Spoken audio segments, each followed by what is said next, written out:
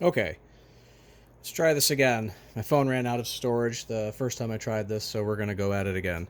I'm going to up pot these for this grow. The 2024 White Widow. We're working on air this time. These are the notes that I keep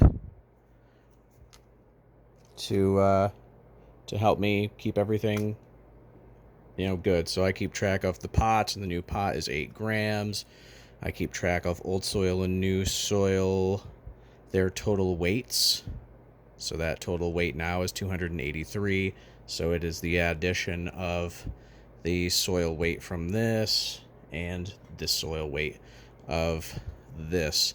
This mix is 1 3/4 cup of vermiculate and peat with hydrated lime as the liming agent and 90 milliliters of the sand that I grind down and make. And that is 478 milliliters for the two of these for their volume. I keep track of that because it tells me how much water to add to this medium, because this will be very hydrophobic. It'll be very difficult to just put this in a new pot and water from top down and have it be consistent. You'll get dry spots. It'll be a real pain. So I use a multiplier. So the water to add, I will multiply 478 milliliters by 35%, 0.35. That gives me 167 grams of water to add to the new mix, and I'll add it at 60 parts per million nitrogen.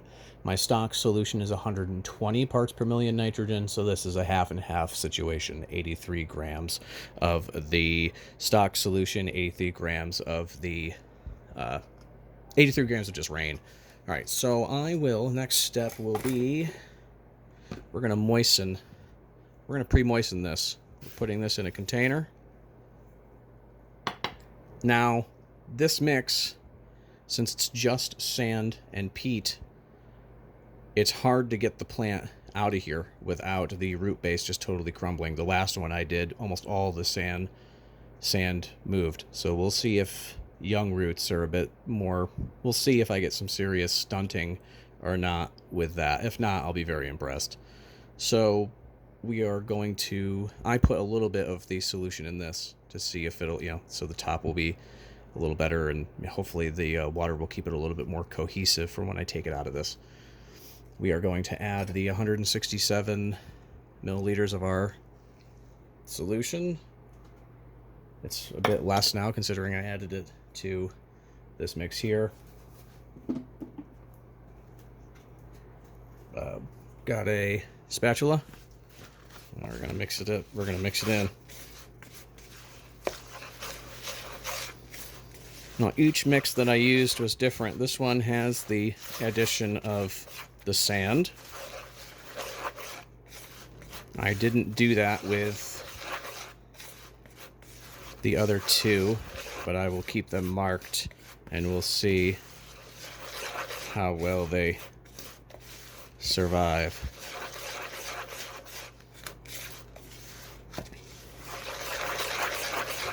See, so by doing it this way, there's no need, you're not going to overwater young roots into a new mix, which I always think is important considering the volume of the roots won't take up enough space. This might actually overflow the container. We'll see if there's leftover. It's not a big deal. It'll throw off calculations, but I'll get it figured out later on. Okay, so there's that. The next step will be adding this mix to this so that we can get this plant in here at a level about like that. And kind of level with the lip of this container. So we will put this down here, put this in here. Here's my catch, because I always need a catch basin, and easily put it in. It's nice and fluffy. The addition of that much sand makes this mix very, very fluffy, which I very much approve. You don't want to stamp this down like crazy. No, nice light taps. Light taps will do. You don't want anything nuts. We'll put this in here. It's already pretty level. So we're going to do the scary part.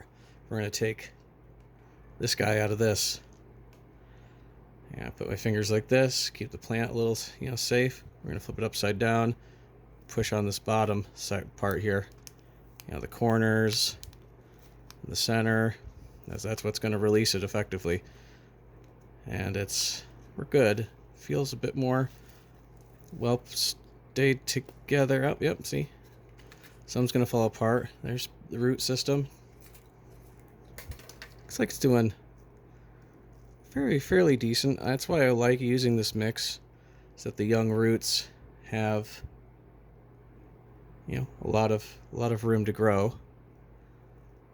I think wetting this is going to be what I do from now on, because that I think will be the least traumatic. Put it in there, nice and easy. Okay, yes, I think it is important for this to be watered. This mix to be, the seedling mix to be watered. We will gently add this in and around the sides.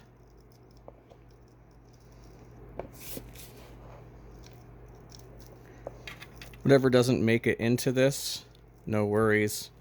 It can be used for the top when it comes to that. The plant itself is going to be a little off center. I'm not too worried about it. I say that and then I want to mess with it. I'm not going to mess with it. We'll just leave it. So then I just kind of fill in around the sides here. Do your best not to harm the stem.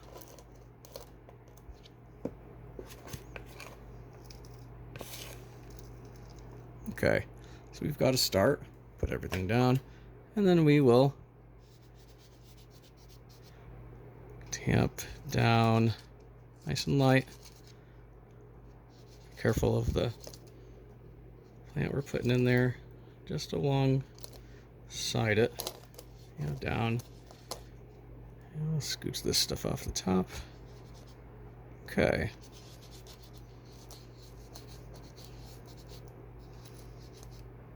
Get your fingers down there as far as they need to go to feel some decent resistance.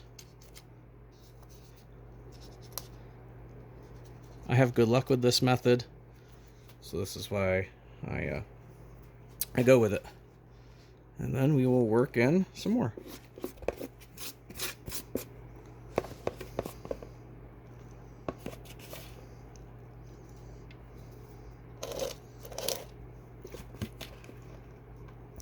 The peat and vermiculite mix is called a Cornell peat light mix. I live not close, but I am from New York, so I've hung out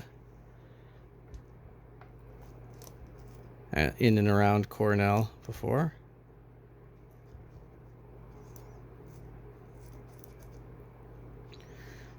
Okay. So still got a good amount of space. I was worried that the sand was going to be too much. We're still doing really good here. Still got some room to add. Now the sand being packed in a little bit better to me doesn't really scare me overall with compaction. Got quite a bit of mix in here. We'll see what happens.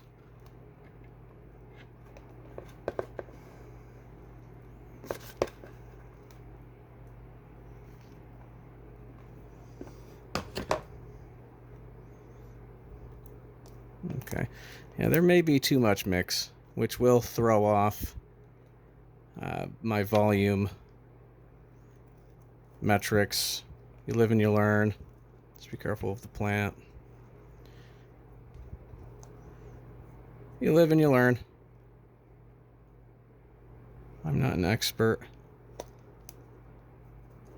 but we'll see. All right.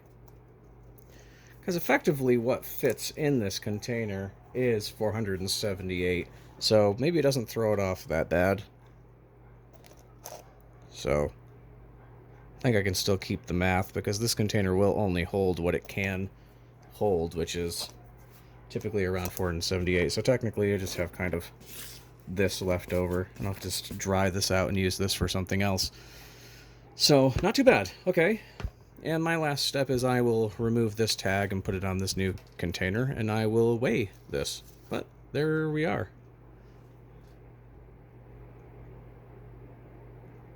I'll keep you up to date. Show you, maybe when it's time to water these. Now, I used to keep this many notes because it would tell me when to water. Now I think I've just gotten comfortable enough. 5th grow, I've got comfortable enough with just kind of lift, the whole learn to water by when the pot feels light. It used to bother me. I used to need an empirical number for that. And there are ways that I do that. If you're curious, ask a question about it and I can do maybe a video on it. But yes, thank you for watching. Like and subscribe. Leave comments, all that good stuff.